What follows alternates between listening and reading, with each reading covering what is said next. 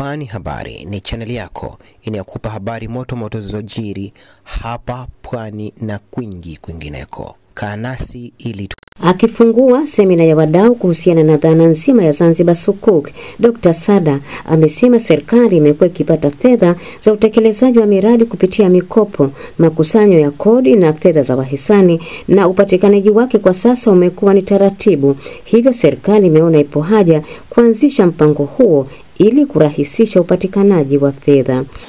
Lakini sisi Zanzibar tunayo fursa. Tumeona experience Uingereza wamefanya nini? Wenzetu wa Nigeria kila siku wanajenga flyovers, wanafanya nini? Malaysia kumejengwa kote huko, Singapore wapi kunajengwa, wanafanya nini? Tulichokigundua ni kwamba sisi Zanzibar kuna jambo ambalo hatulifanyi, ama tumechelewa, ama hatujakuwa na uthubutu wa kulifanya. Na ndio lilipokuja hili wazo la Zanzibar Sukuk. Sasa nini Zanzibar Sukuk? Lakini ni utaratibu ambapo serikali inatoa hati fungani, lakini kwa kwetu sisi kutokana na demographic culture au demographic dividend, wengi sisi katika visiwa vya Unguja na Pemba ni watu wenye imani ya dini ya Kiislamu.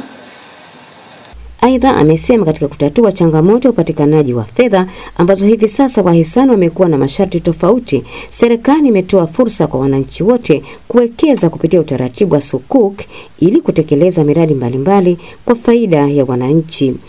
Sasa wenzetu katika nchi za Kiarabu ambao wao wamewezaje kuijenga nchi yao kwa kutumia taratibu hizi za misingi ya Kiislamu, wakaona to issue Zanzibar Sukuk. Ni hati fungani ambapo inatolewa na wawekezaji ni watu wa kawaida kabisa, ni mimi na wewe na wengine, kwamba tunawekeza sisi, tunapeleka fedha zetu, resources zetu, halafu sisi tunapewa certificate. Tukisha kupewa certificate sisi tunakuwa ni sehemu ya uwekezaji, na kila muda unapokuwa faida inayopatikana sisi ambao tumewekeza tunaipata faida ile. Tunapata faida kwa mambo matatu. Kwanza tunapata faida kwamba kilichowekezwa tunapata fedha zetu kutokana na faida iliyowekezewa.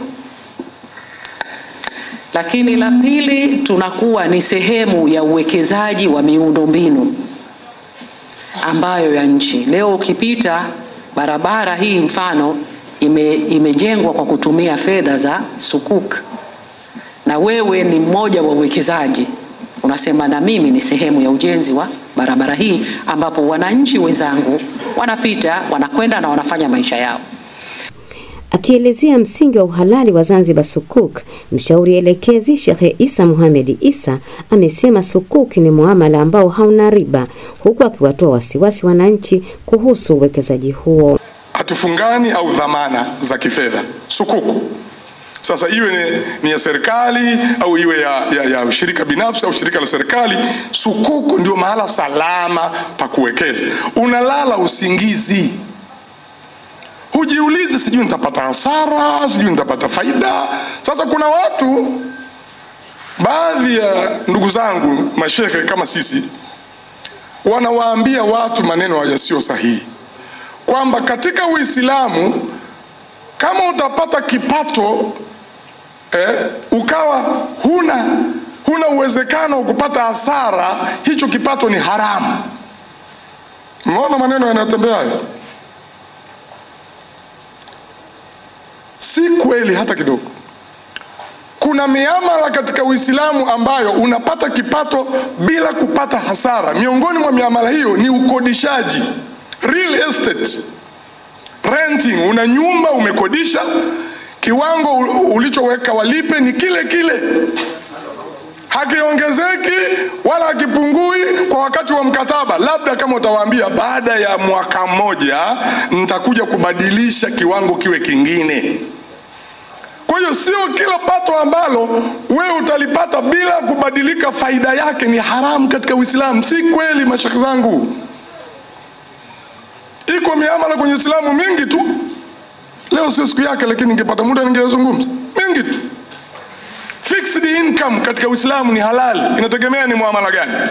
Na washiriki wa semina hiyo wamesema mpango huo ni mzuri na utawaletea manufaa wananchi wote wa Zanzibar. Ni mpango mzuri ambao utawaletea maslahi wananchi wote wa Zanzibar, hasa ukiangalia kwamba ni mpango unaokwenda katika Islamic Sharia. Nadhani ni mpango wa kuchukua kwa kila mmoja wetu ili tukawekeza katika Zanzibar Sukuk. Mimi nitoa wito kwa Wazanzibari wote.